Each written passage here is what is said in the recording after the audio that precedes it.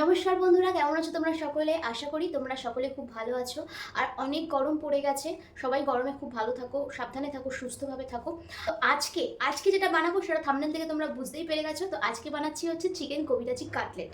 তো আর বেশি বকবক না করে আজকের রেসিপিটা শুরু করি। আই হোপ তোমাদের রেসিপিটা ভালো লাগবে। যদি ভালো লাগে তাহলে চ্যানেলটাকে অবশ্যই সাবস্ক্রাইব করে দিও। চলো ফালতু বকবক না করে আজকের ভিডিওটা স্টার্ট করি। আর রেসিপিটা তোমরা অবশ্যই বাড়িতে ট্রাই করো, তোমাদের অবশ্যই ভালো লাগবে। চলো স্টার্ট করি।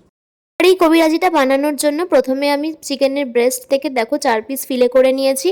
আর এগুলো কিন্তু খুব বেশি পাতলাও করিনি, আবার খুব বেশি মোটাও করিনি, এরকম করে 4 পিস কেটে নিয়েছি। এবারে প্রথমে আমি এগুলোকে ভালো করে ম্যারিনেশন করব। ম্যারিনেশনের জন্য এখানে আমি প্রথমে ভিনিগার ইউজ করব। তোমরা ভিনিগারের পরিবর্তে অবশ্যই লেবুর রস ইউজ করতে পারো।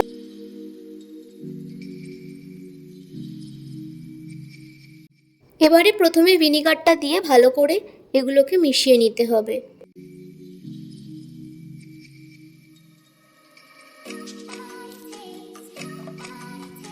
ভিনিগার মেশানো হয়ে গেলে এবার আমি দিয়ে দিচ্ছি এর মধ্যে লবণ। লবণটা অবশ্যই বুঝে দিতে হবে, খুব বেশি যেন না হয়ে যায়, তাহলে কিন্তু খেতে ভালো লাগবে না। এবার আমি দিয়ে দিচ্ছি 1 চামচ রসুন বাটা আর 1 চামচ আদা বাটা। সাথে আমি স্বাদটাকে আরও এনহ্যান্স করার জন্য দিয়ে দিচ্ছি 1 চামচ গোলমরিচের গুঁড়ো। দিয়ে দিচ্ছি কিছুটা পরিমাণ লাল লঙ্কার গুঁড়ো।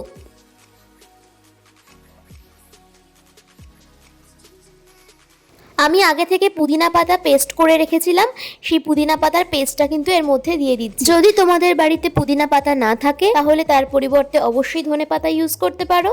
আর যদি মনে করো যেটা স্কিপ করবে তাহলে স্কিপও করতে পারো, কিন্তু পুদিনা পাতা বা ধনে পাতার মধ্যে যে কোনো একটা দিলে এতে স্বাদটা, গন্ধটা খুব সুন্দর হয়।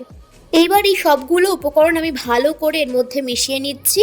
মিশিয়ে নেওয়ার পর আমি এটাকে 2 থেকে 3 ঘন্টা একদম রেস্টে রেখে দেবো।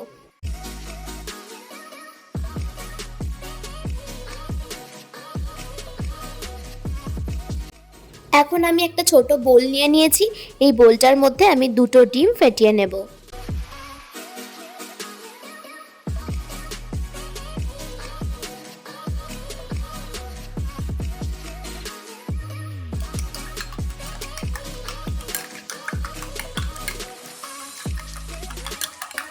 এবার আমি ডিমের মধ্যে দিয়ে দিচ্ছি স্বাদ মতো লবণ।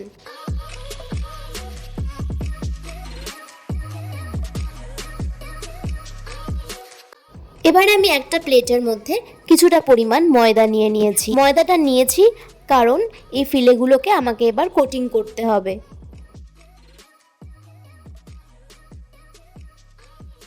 এইভাবে প্রত্যেকটা ফিলেকে আমি ময়দার মধ্যে দিয়ে ভালো করে কোট করে হালকা করে ডাস্ট করে নিয়ে ডিমের গোলায় দিয়ে দেব।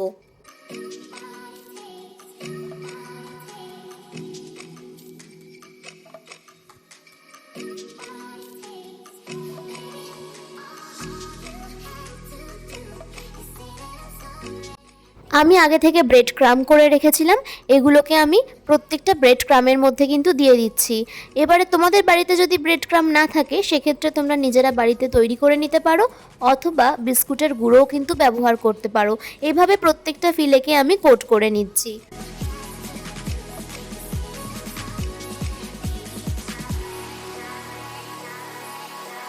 এইবার আমি কড়াই বসিয়ে দিয়েছি, তেল দিয়ে দিয়েছি। এখানে আমি সাদা তেল ব্যবহার করেছি, আর তেলটা কিন্তু অনেকটাই দিতে হবে, অল্প তেলে কিন্তু কবিরাজি ভাজা যাবে না।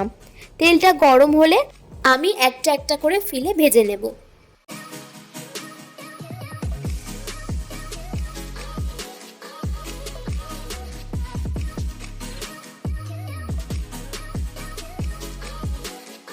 আর এগুলো ভাজার সময় অবশ্যই মাথায় রাখতে হবে, এগুলো কিন্তু মিডিয়াম ফ্লেমে ভাজতে হবে।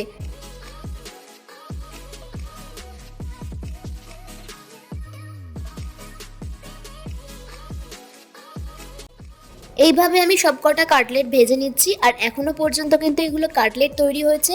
এরপরে সেকেন্ড স্টেপে কবিরাজি তৈরি করব।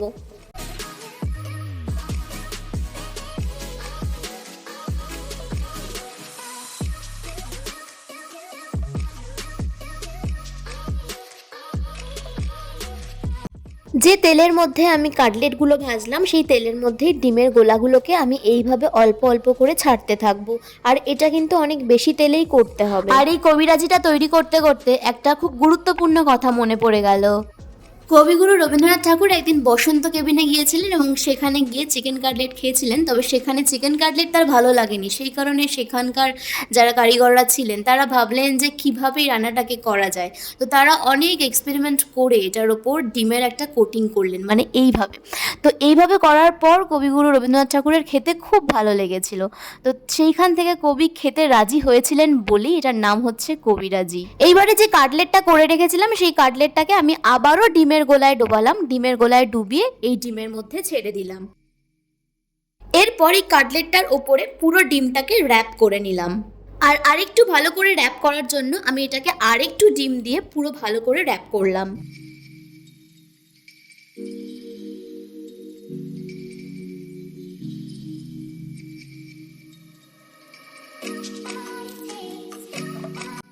আর এইভাবেই তৈরি করে ফেললাম চিকেন কবিরাজি কাটলেট। আর বাকিগুলোকেও একইভাবে ফ্রাই করে নিলাম।